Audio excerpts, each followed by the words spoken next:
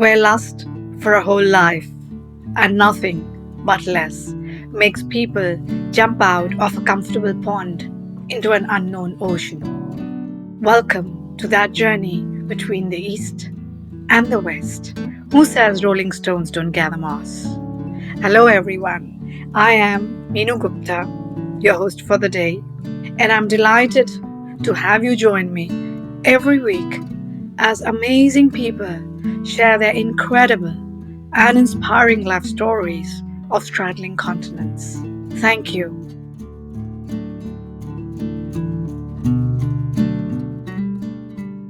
Dear listeners, our guest for today is a man whose mission is to empower billions of global citizens to live an adaptive lifestyle of health and sustainability within planetary boundaries. He wears so many hats that if I read out the whole bio for the next 20 minutes, I will still fall short. So I will do it very, very crisp. He's on the board of several companies and several work groups of World Economic Forum, United Nations, and many more, while also being an author, editor, podcast host, much more. And he considers himself a global citizen. So, Marc, a warm welcome and thank you for joining me today, sharing your time with us. Thank you very much, Meena. It's good to be here. I will begin with my pet question. So, if you've not had a bit before, who are you beyond the labels? If I take away even your name, roles, labels, everything, who are you? I am an earthling who's really trying my darndest to be not only a good human being, but to really be part of a symbiotic planet. So I'm not much on labels either. I just believe that the way the world works is in symbiosis, and that's what I'm trying to do, is just to live in a symbiotic relationship with our planet. And so that's probably the biggest way to describe me. It's just follow the golden rule, treat people and planet how you would like to be treated. And as much as possible, let's try to use the original operating system for the way the world works. And that is in symbiosis. Everything works in collaboration and cooperation one with another. So, in short, a symbiotic human being. Tell us a little more about your childhood, your parents, just a little, so that I get to know and the listeners get to know a little more about what your journey has been. So, really lucky, and that's why I guess the label or the title global citizen. So, my father's American, my mother's German, my grandfather was German, my grandmother was Austrian, my aunts and uncles were all over the world, and I was born in East Hampton, New York, and raised in many places throughout the United States, on the East Coast, on the West Coast, in Utah, Idaho, Colorado, Montana, Boston, New York. It's kind of all those places that I've lived and been growing up in the United States.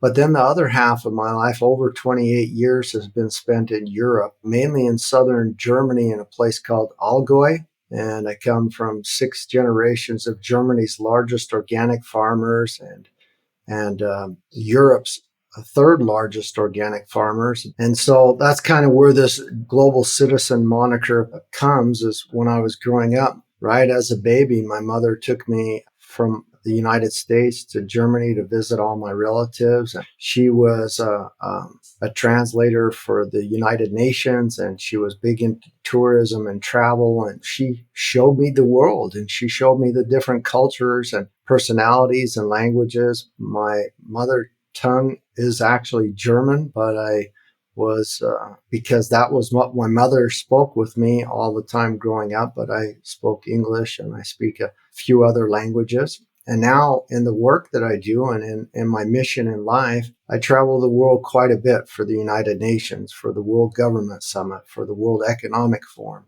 So you traveled a lot. Your mother took you everywhere when you were a child. So you had the opportunity to travel in different countries, both in the East and the West. Of course, you right now a lot between the US and Europe right now. Which were the countries in the East that you had a chance to visit? Right now, I'm traveling more than I did when I was younger. When I was younger, it was mainly the US and Europe. Since the Paris Agreement, since COP21 in 2015, I would say I'm more of the global citizen than ever because I've been to quite a few countries. So Bhutan, Thailand, Philippines, China, Taiwan, Japan, to Chad, to Burkina Faso, to Tanzania, Ghana, Nigeria, Uganda. I've been to Norway, Sweden, Denmark, Iceland, New Zealand, Australia, Fiji. So, and then obviously Brazil, Chile, Patagonia. I've been in the Amazon to Manaus and seen a lot of South America and North America as well as Canada and Alaska. During the time since 2015, I've been to India, Bhutan, and Bangladesh 7 or 8 times. You really travel. That's quite clear. My question then is, why do you consider yourself a global citizen? Because there are many definitions floating around. What would be yours for yourself? Well, there's this collective consciousness that's growing in our world, and it sees the world, our earth, as a single organism, as one organism, one cell. And a organism divided amongst itself is doomed. And I truly believe that it all returns to the one. If you were to look at our earth from outer space, you would see just one planet. It's our home for all of us, and that we crawled out of that primordial soup. And so we're actually connected. We have more in common with the soil around us, an oak tree, a squirrel, a fish, than we do more with each other. When we realize that, that's a key to unlocking not only the golden rule, but this question that most people ask about meaning of life and global citizenry and where do we come from? Where are we going? What's the meaning of life? When you ask that initial question earlier, I think best way to describe that is an old Sanskrit word that I use quite a bit, and it's called seva, selfless service to life. And I really believe it's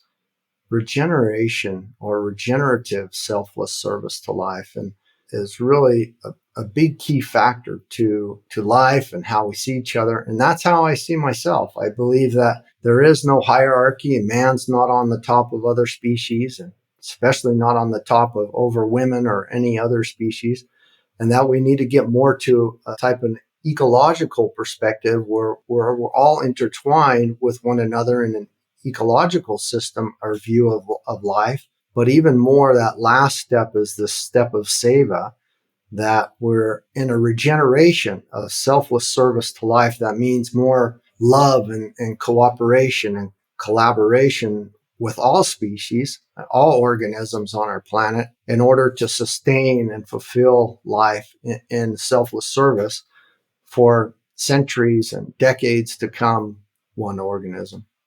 I love the idea of collective consciousness because it's not an idea, it's a fact. Nicely said. What was, you mentioned you went to India several times. As an Indian, or I was born and brought up in India, I always had this very interesting viewpoint from other people, their image of India. And as an Indian, it interested me when their images are very different, which could be the real ones, may not be the real. What is reality but a perception for an individual? So, did you have an image of India before you went there? And what was the image? I would say no, because I've had this growing up from a young age, before I'd go somewhere traveling, which it was only really on vacation when I was younger. And if I ever talked about it or told people, I'm getting ready to go here with my family, or my mom's taking me here, or when I was real young, people would be glad to share their opinions. They'd like share their fears or their thoughts of different parts of the world. And I kid you not, but every single time it was false. It was absolutely, completely false. But I had heard things before I traveled to India that you have to be careful about getting sick and what you eat, and that a lot of people get sick or feel unwell, and then it's dirty and there might be some smells. Honestly, I didn't believe it. I didn't care. I didn't want to hear that. I wanted to see the world as it was and with my own eyes and experience it. And yes, there was places that were dirty or not good, but that's everywhere in the world. And so I try to see the best of it. What is because we are between the East and the West, the differences of all these processes which are happening, and you are seeing them at a real scale because of the work that you do when you move back and forth in different places. Because I know that when I travel, I suddenly take a step back and I get a bird's eye view of, oh, this is interesting there and this is interesting there on both sides of the continent. Something has increased there and something has decreased here. And just a small example, many years back, 1993, when I remember that was my first visit, or 95 when I first came to Germany. I'm a vegan, that time vegetarian, and I still remember I was a real anomaly. I remember that somebody, wonderful family, they actually thought that Indians are vegetarian, a large portion they thought are vegetarian because they're so poor they cannot afford the meat. And now Germany probably boasts the largest vegan population literally in the world in terms of what has happened in terms of people and the development of the industry. Now, if we were to say the East and the West, you're moving, you're seeing. What is your bird's eye view of what is happening there, what's happening there? Is there something different, or is it happening just at different levels and it is happening in both ends? There's this feeling that reductionism or less consume. So in India and Asia and Africa and different parts of the world where they haven't had the ability to have fossil fuels or good infrastructures to actually make a transition into the status of a developed country or developed place that is advanced and kind of off of these fossil fuels, they're like, well, we didn't have this just transition, or we didn't have the transition to have all the meat products, to have all the coal and the oil and gas, and to have those infrastructures that you've enjoyed. And now you're telling us that we totally have to forget that and move straight to renewable energies and kind of reduce our consumption of meat and these great things, but we would like to enjoy that as well. So a lot of people in these areas are like, we never experienced that. So why are we now leapfrogging? We kind of want to experience it as well. But in the majority, what I see is that it's only a small percentage that says, hey, we're missing out. We've got to build these new coal plants. We've got to build these new fossil fuel energy facilities. We've got to increase our meat consumption. That's a minority. The majority is actually saying, yeah, actually, we would like a better infrastructure, one that's more future fit, one that's more regenerative, that is more self sustaining, that gives us local independence, local economies, that we're not dependent on other nations and other countries to support ourselves. And let's build up our own infrastructure in a way that we know no matter what happens around the world, we can sustain ourselves with renewable energy, and we have the resources and the minerals to provide a lot of the things for battery storage and other battery and storage technologies. We have ways to, and we've been doing it forever, to eat vegan, to go without meat consumptions, but to use animals in a way that help us restore our lands, to help those degraded lands and flooded plains and deforested areas to be revitalized through the use of animals in a holistic land management system, in regenerative agriculture. Even though those animals are not being eaten, they're compacting the soils, they're leaving their manure and dung behind as fertilizer to bring that microbial health back into the soils, to bring the moss and the peat and that microbial organisms back into the ground, to get off of those chemicals and pesticides, aromas and flavorings and preservatives, those things that degrade human health and our environment and soils. I think those are some great ways to see that. But what I'm seeing is really people are saying, I don't want to reduce. I want to think of a better way to do it. And they're kind of bitter or kind of upset with the way things are going in the Western world. And that's probably the biggest division I see.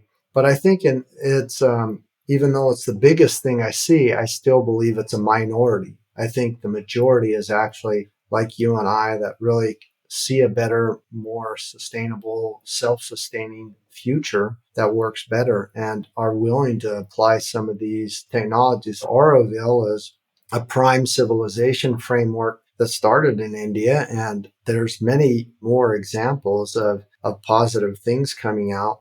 One last thing I need to touch upon that is important.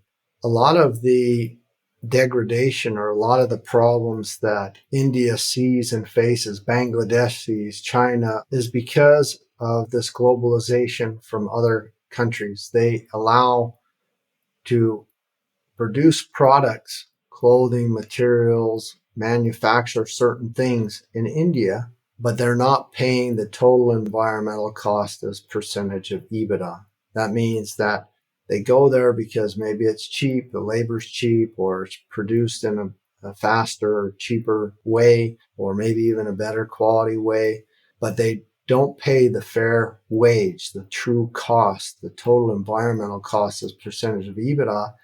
And what has kind of been masked or not been seen is those countries, and especially India, that do that, all the environmental and health problems, all that waste is left as an impact there for a product that they're selling cheaply to somewhere else. So not only do they not get any benefit, true benefit, long term benefit out of what they're doing for other countries and other places around the world, but then they're left with the human suffering and the environmental devastation because they've just sold their soul to produce some product for someone in China or in America. That's just a bad system. When we produce anything for anyone else, we need to make sure that we're charging the total environmental cost as percentage of EBITDA, that we're paying a fair wage, that those environmental destruction and damage isn't part of that production and manufacturing process, that we're not low bidding, that we only do it if it makes sense for our civilization, for our community,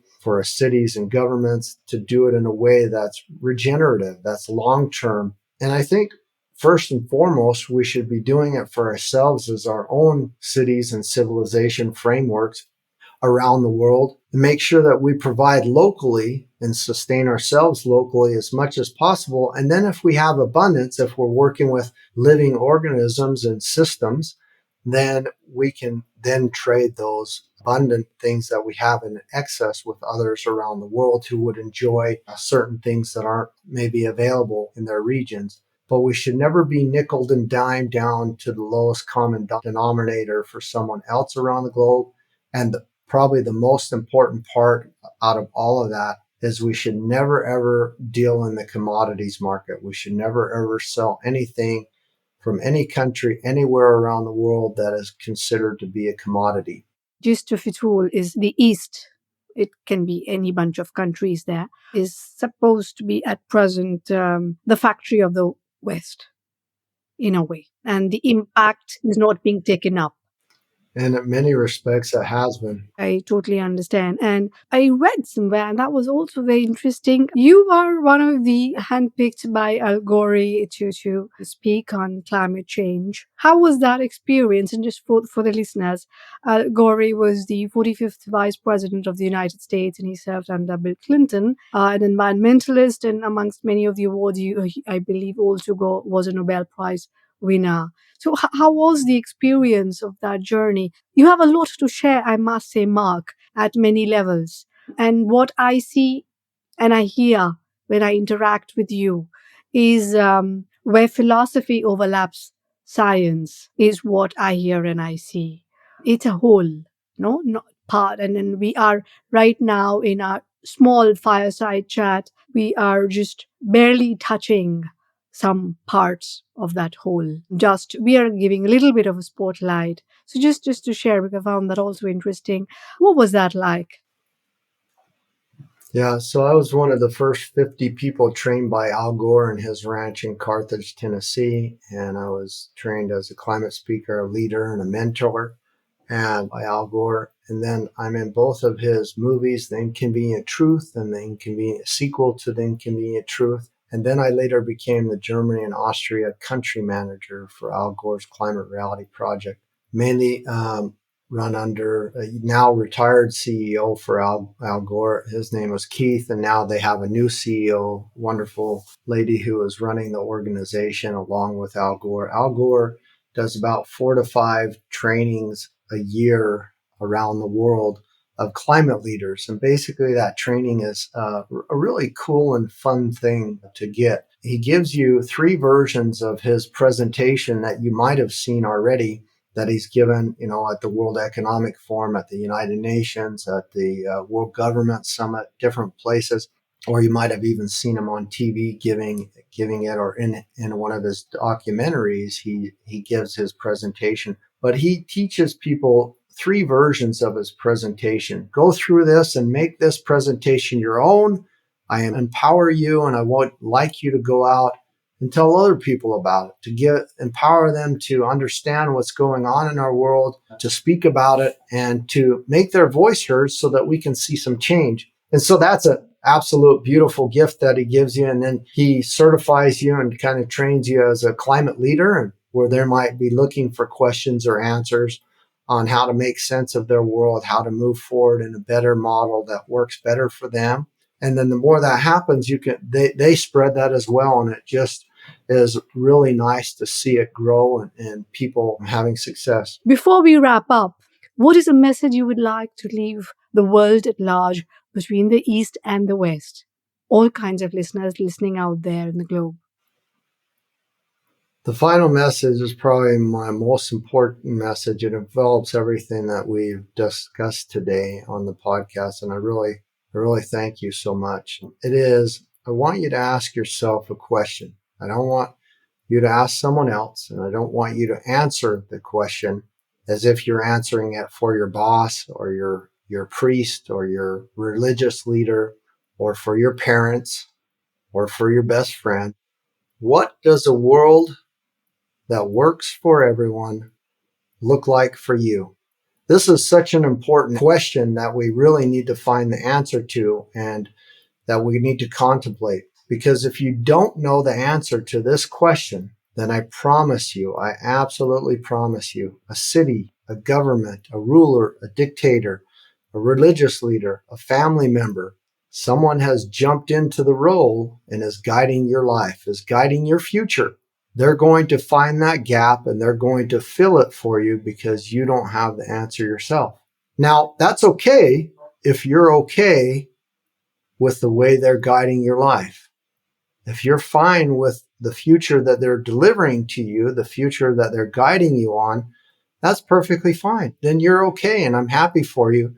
Then you've got an easy life because you've got someone else helping you through this world to some different future. If you do know the answer and you figure it out, and the world you're living in, the systems that you are influencing your life, the governments, the cities, the religious leaders, the people, the family members that are really guiding and kind of organizing the way you live through economic models, through religious models, through family models, whatever it is. If it's different than the vision that you see for yourself, you should leave, or you should make your voice heard and say, hey, that's not my vision of the future. I don't want extractive or communism, or I don't want whatever it is. You need to make your voice heard. You need to divest your monies into something that's away from supporting those bad systems. And you need to get on that path of the vision that you see the way that the world works. And how do we get a world that works for all of us? Because as long as one person is suffering, we will all suffer. We are one planet, one single organism.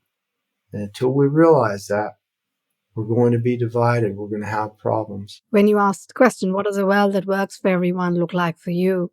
And my answer would have been in harmony. Just one word. That would have been my answer. Thank you so much, Marc.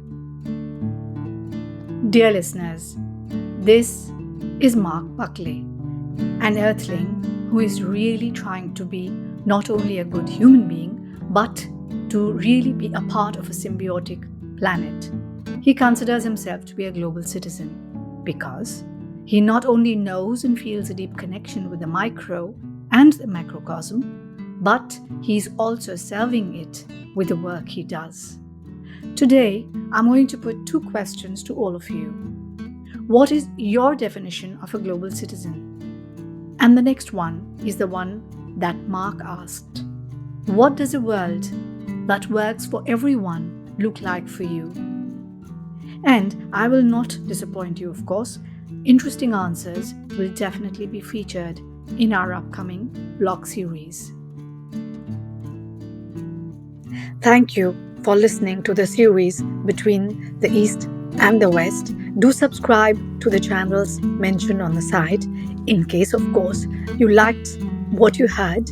I am Meenu Gupta, the host of the series, and I'll be looking forward to your comments. We love feedback. Thank you once again. Namaste and bye bye.